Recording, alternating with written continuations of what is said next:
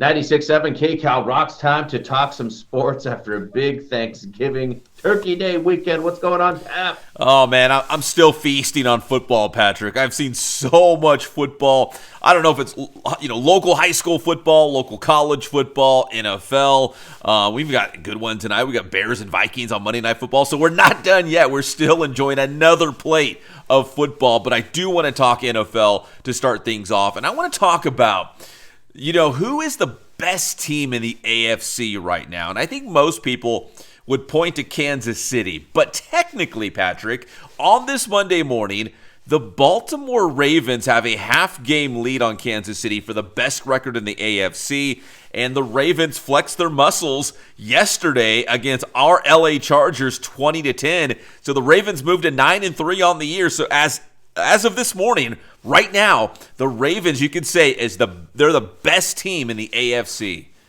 I could definitely see that, especially how good the defense is. But you're right. The sign of a championship team. The Eagles are kind of the same on the other side in the NFC.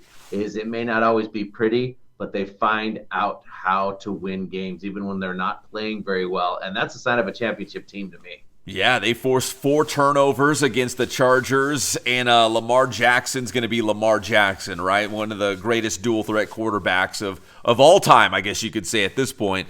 Baltimore looks like a real force. And think about it. I heard this weird stat the other day. Patrick Mahomes has never played a road playoff game in his career outside of the Super Bowl, which is technically a neutral site, but he has never gone on the road in the playoffs. If Baltimore keeps this up, if they look like they looked like yesterday against the Chargers, dude, the road to the Super Bowl might go through Baltimore this year. Yeah, Kansas City, the fans have been spoiled, always hosting that game, man. Time to go on the road, Patty Mahomes. Yeah. And see what happens then. I don't know. It could be a different story. I'm not sure. Obviously, Kansas City's still really good. Patrick Mahomes still really good. But I'd like to see that. I'd like to see them go on the road and get to the Super Bowl. If you want to impress me, let's do that, and we'll see what happens. But Kansas City also picked up a big win yesterday against the Raiders, 31-17. So Kansas City has not looked overwhelming, but they continue to get wins. They're still Kansas City any way you slice it. Yes, definitely. So they still look pretty good. Actually, the surprise team, if we want to talk AFC West specifically, we've talked Chargers, we've talked Chiefs, we've talked Raiders. The surprise team is the Broncos, man. The red-hot Broncos do it again. They beat the Cleveland Browns, and now they're 6-5 on the year. Patrick, dare I say Denver is a playoff team? I know. What a turnaround it has been. Russell Wilson has turned it all around, hasn't he? Oh, my gosh. I mean, honestly, they were left for dead. We were like, okay, Denver is done. They are going to blow that thing up. Head coach Sean Payton has seen enough, right? He is done with Russell Wilson. He is going to throw this season away. He's going to build this thing back up from scratch. No, that's all wrong. That's not the case. They actually look like a playoff team now, which is surprising to say because they were so bad. Remember, Miami dropped 70 on Denver earlier this season. That's how bad things were at one point for the Broncos. Yeah, and Russell knows how to play with a great defense. The defense has showed up as well. And in those games when it's close, I'm like, oh, man, I know it better than anyone. These are the games he loves. You cannot leave that guy hanging around in those games because he'll get you, and that's what he's done. Let Russ cook, as the kids like to say. Let him cook. Hole up, let him cook out there. Yeah. So Denver's making a comeback here in 2023.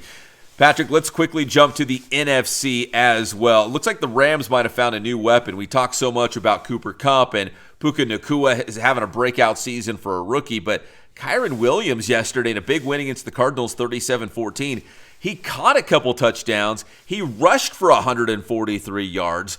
The Rams, hanging around the playoff picture, but they're going to need some more offense, and this Kyren Williams guy is pretty good. He definitely looked a little bit like Christian McCaffrey. You know what I mean? He was doing the receiving. He was doing the tough running. And, wow, it really opened up that offense. Yeah, and they're going to need that. I mean, obviously, the 49ers, they'll have to catch up with them or at least make things competitive. And Seattle, too. I mean, if you had to pick 2 playoff teams from the NFC West, I think you'd go San Francisco and Seattle first, but the Rams are going to certainly make things interesting coming down the home stretch here, especially if they can get some offense going. We know they can throw the football. Can they run the football? And they can, I guess. And they have the tiebreaker on us, too. So, man, something with you guys and the Rams, man. Seattle always struggles against the Rams. We've talked about this before. Even when the Rams were bad, they always, beat or gave Seattle great games. Yeah, rivalry games, man. Man, something about it. The other NFC game I wanted to talk about, involving an NFC team, you brought up the Eagles. You know how Kansas City in the AFC always seems to slide by, right? They always seem to find a way to win. They always land on their feet.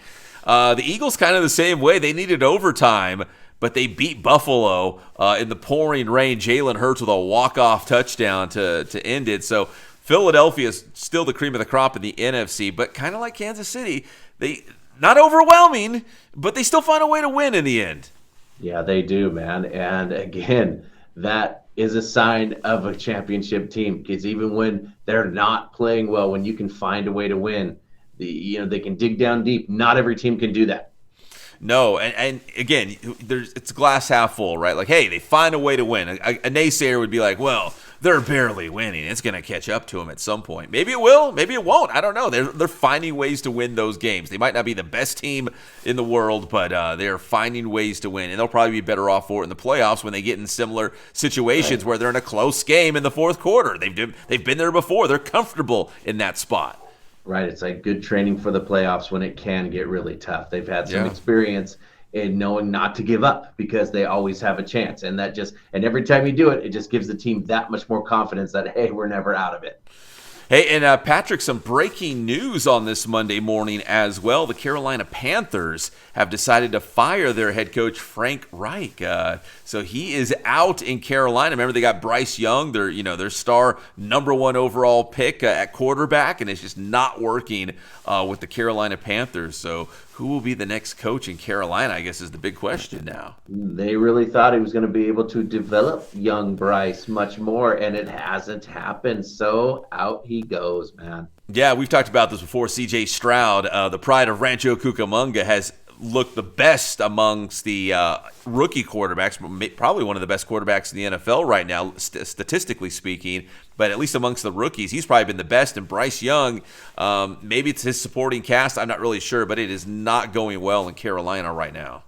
No, it is not. So, all right, so some breaking news on this Monday morning. Let's quickly pivot to college football.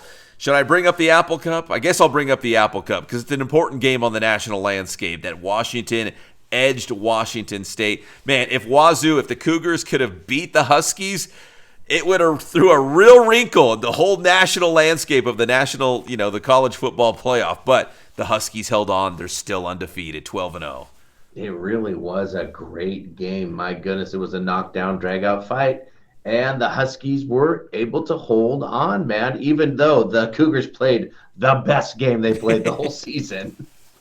I couldn't believe it. I'm all for a little bit of chaos coming down to the finish here on the college football season, but it did not happen. Washington State, they came so close, but the Washington Huskies able to hold on. So they're 12-0 for the first time in program history. So it'll be Washington against Oregon for the Pac-12 title this weekend in Las Vegas. And you would assume, Patrick, the winner of that game, especially Washington, if they're still undefeated, will get one of those 4 spots in the college football playoff. Absolutely. This game has a lot of weight to it, which is perfect. Oh, man, huge weight. And if Oregon wins, I think Oregon's going to get in. So it's a huge, meaningful game for the Pac-12 title, the last Pac-12 title as we know it right now. Lots of great quarterbacks in these games. Even Cam Ward played really well for Wazoo, but then you have Penix, you have Nix. Yeah. It's going to be a great showdown. Yeah, a lot of great QBs in the Pac-12. Great year for Pac-12 football, the final year of the Pac-12 as we know it.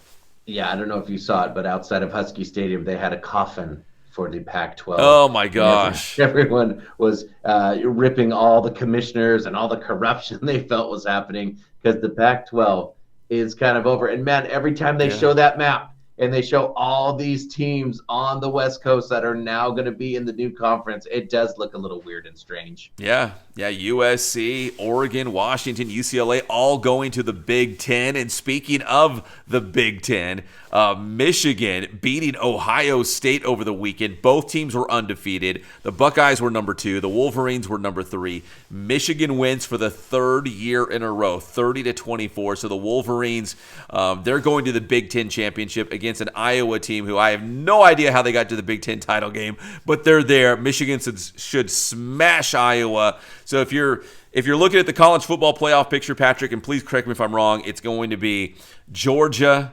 It's going to be probably Michigan. It's going to be the winner of the Pac-12. And that fourth team kind of looms a little blurry right now, but that one's hard to say. But that's kind of how it's shaping up right now.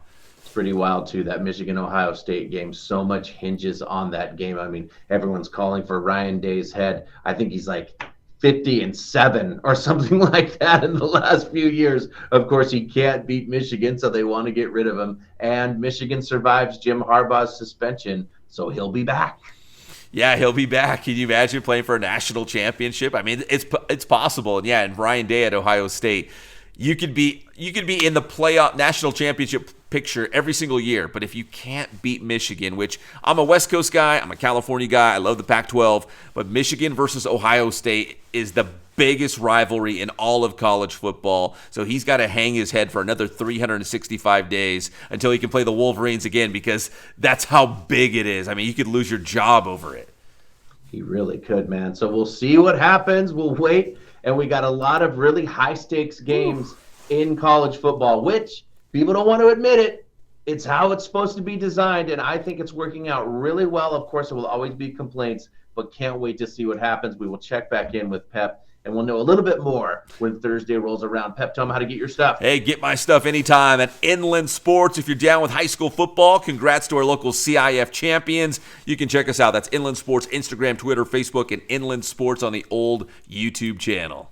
Thanks, Pep.